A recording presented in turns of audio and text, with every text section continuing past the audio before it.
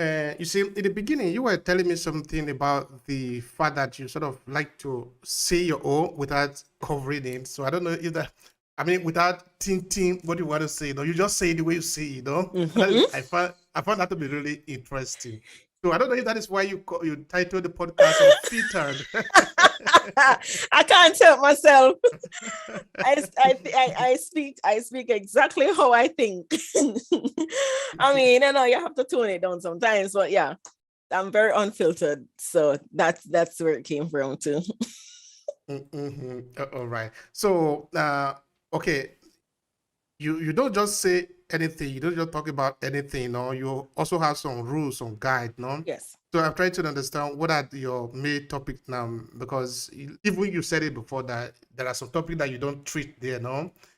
So I've tried to see if there are some guide. This is between what and what we are talking about, but this we don't really talk about. Okay, So maybe I so can try to so understand I don't why. really touch on entertainment. I don't really touch on politics. I don't really touch on religion. Hello and welcome to Obehi Podcast. I'm your host, Obehi Ewanfo, and I strongly believe that everyone has a story to share. Now let's get started with this episode.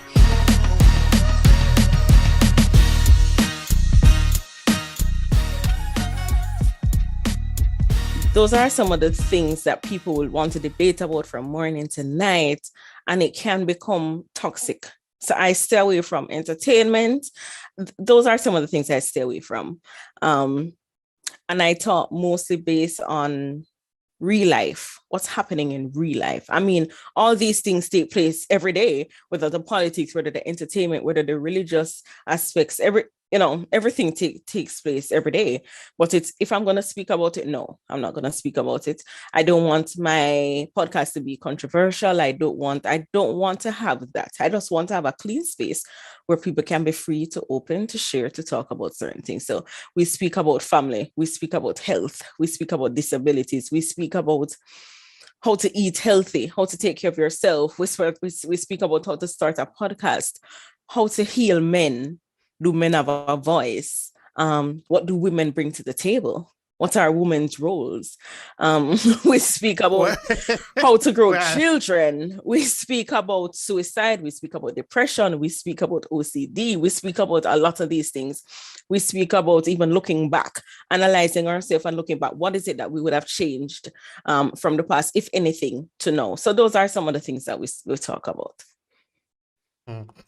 Now, in your podcast, do you have such a demography, or you talk to any person? Any person is can be your guest. I'm trying to understand that. Anybody can be the guest. Anybody from anywhere. I just need to get a sense of who the person is, because if I'm gonna be talking to someone, I need to know who it is I'm speaking to. Like if they have a podcast, I listen to them. If they do something, I listen to them. I have to sort of have a vibe with them to understand their personality before, because sometimes you can have people on a podcast and it doesn't flow well. And I like to have a nice flow because, as I said at the beginning, it's like we're sitting down and just having coffee and talking. That's basically how I want it to be, like a conversation. I don't want it to be an interview, you know? So I try to, anybody I'm trying to get, I try to ensure that we kind of have that flow before. But anyone, whether it's kids, I had a child on it the other day and she was brilliant. And she was speaking about saving lives and helping in terms of bottles instead of throwing plastic bottles everywhere. What should we do with them? I mean, anything really. All right. Now, when you meet people that you invite to the podcast, what do you want to get out of there? Like, why do you want to talk to them? It's on different reasons. So hmm, I normally check them out first, see what they're about, and see if what they do aligns with what I want. So if it is that I want to speak to you I want you to come on my podcast. And I will say, okay, what I'll do is I'll check out your page. Um, I'll see whatever you do. I'll check out some of your podcasts and then say, okay, maybe we can talk about this, because there are some topics that I say, I think this person is this person has some qualifications that will be able to bring this to the table and talk about these certain topics. That's really how I go about it.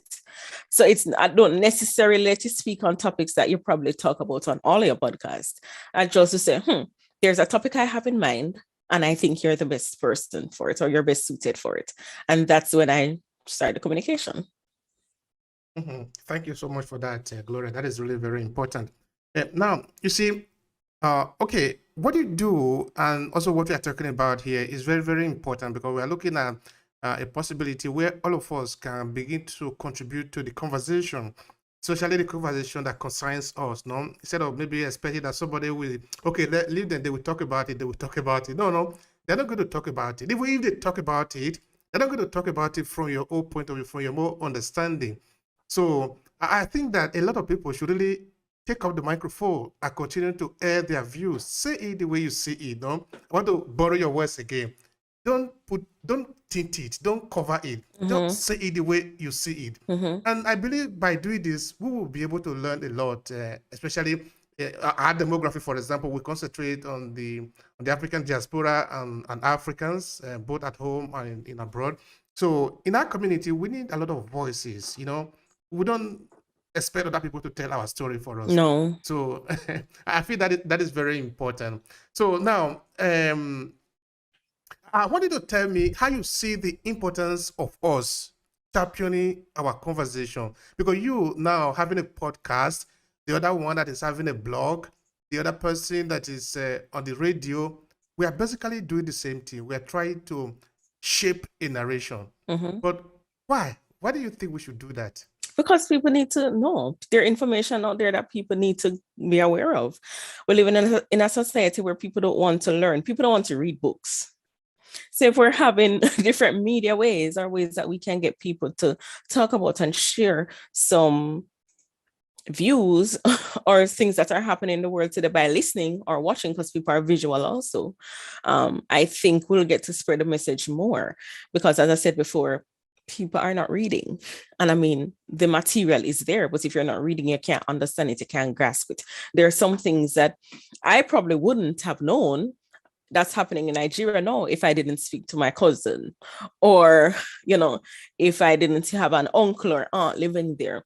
And I just think that, yes, we're living in a world or in a society where we think that sometimes there are things that don't affect us, and it really does. So in this world, everything affects everyone. Everything affects everyone.